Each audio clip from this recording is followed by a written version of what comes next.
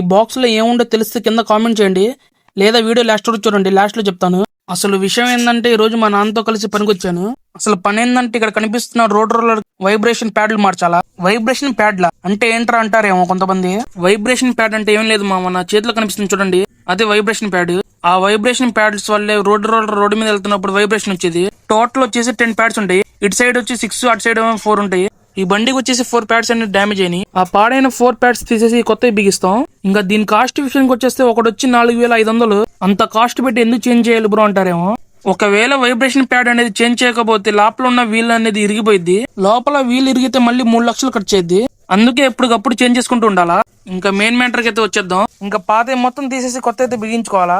ఇంకా కొత్తవి బిగిడం అంటే పెద్ద టాస్కే, ఎందుకంటే ఇది ఎవడు పడితే వాళ్ళు చేసే పని కాదు. ఏ మాత్రం చిన్న మిస్టేక్ చేసినా మొత్తం ఇరిగిపోయింది అక్కడ. ఇంకా అక్కడ హోల్స్ చేయడానికి మాకైతే చుక్కలు కనిపిస్తున్నాయి, ఎందుకంటే అక్కడ ఉంది స్టీల్ ప్లేట్, దానివల్ల బిట్ అనేది తెగట్లా. ఇప్పటికీ ఆ బిట్కి ఎన్నోసార్లు సాన్ పెట్టారు.